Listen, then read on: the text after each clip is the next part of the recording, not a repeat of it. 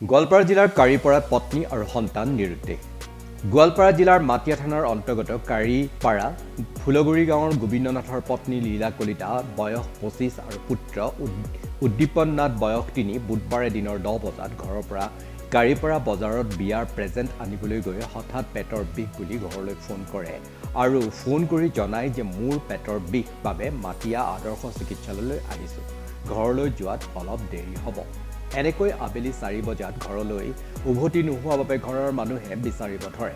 ৰাতি 9 বজালৈ উভতি নোহোৱাত মাটিয়া আৰক্ষী থানাত এজাহাৰ দাখিল কৰে। এতিয়া ভুক্তভোগী পৰিয়ালটোৱে অসমবাসী ৰাইজৰ ওচৰত অনুৰোধ জনায় যদি কোনোবাই তেওঁলোকৰ বোৱাৰীৰ লগতে নাতিজনক ক'ৰবাত দেখা পালে এই নম্বৰত ফোন কৰিব 6000411950 এই নম্বৰত ফোন কৰি যোগাযোগ কৰিবলৈ অনুৰোধ জনায়।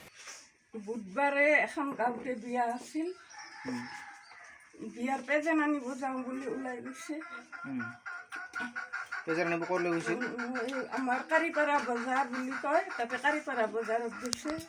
যোৱাৰ পিছত বজাৰ পায়ে তাইৰ পেট বিষোৱা বুলি কৈ মাটিয়াত যাওঁ বুলি খবৰ দিছে। খবৰ দিয়াত তেতিয়া মই ক'লোঁ তাই প্ৰেজেণ্ট আনো বুলি কৈ বজাৰ পাই তাই কি পেট বিষাল। তেতিয়া ক'লোঁ যিটো মিছা কথা, তাই কিয় পেট বিষোৱা বুলি ক'ল।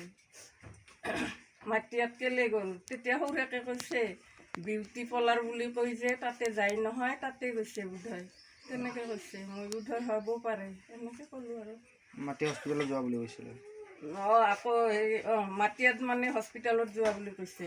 কৈ পেলাই আমি আৰু হস্পিটেলত গৈছে যেতিয়া কেলে গ'ল, পেটটো তাইৰ বিষোৱা নাই, একো হোৱা নাই, কি ধুনীয়াকৈ আছে ৰাতিপুৱাৰ পৰা। মই বিয়াত পানী তোলাত যাব ক'লোঁ, লৰালৰিকৈ ওলাল, ওলাই পেলাই কৈ কি মই প্ৰেজেণ্ট আনিব যাওঁ। যোৱা, কি আনিম মা? বোলো তুমিতো কাপোৰ আনো বুলি কৈছে, আনা কাপোৰ, তেনেকৈ কৈছে। কোৱাতে বজাৰ পাই পেলাই পেট বিষ হোৱা বুলি কৈ মাটিয়া গৈছে। এতিয়া গৈ পেলাই মিছা কথা কৈছে, ফোন কৰিছে মই 30 নম্বৰত আছোঁ, মোৰ দেৰি হ'ব, মস্ত ভিৰ, এনেকৈ কৈছে। কওঁতে আৰু আমি মানি লৈছোঁ, হয় দে। পিছত 1 ঘণ্টামান তেনেকৈ গ'ল আৰু ভিৰ বুলি ক'ল না। অলপ পিছত আকৌ ফোন কৰিছে, বা মই জেঠায়েকজনী, মোৰ বেটি আৰু বাইদেউ ক'ব লাগে তাই, বা মই গৈ আছোঁ দে, তেনেকৈ ফোন কৰিছে একবাৰ আকৌ ফোন কৰিছে, ল'ৰাটোৱে ফোন কৰিলে কামৰ পৰা, লীনাটোক হেৰি মাটিয়া যাব হাক দিছোঁ, কেলে গৈছা? বোৱাৰীগৰাকীৰ নাম লীনা। লীনা হয়। তই আহিলি নে নাই? মই আহি পাইছোঁ, বজাৰত দোকানত বস্তু লৈ আছোঁ, তেনেকৈ কৈছে। বাছ আমাৰ আৰু চিন্তা নাই, যে আহি নাপায় তেতিয়া চিন্তা হ'ল। ল'ৰাটোক ক'লোঁ ৰাম 4টা বাজে 3টা বাজে ক'লৈ গ'ল, তই ক'ত কামত আছা, গুচি আহ, তেনেকৈ ক'লোঁ আৰু।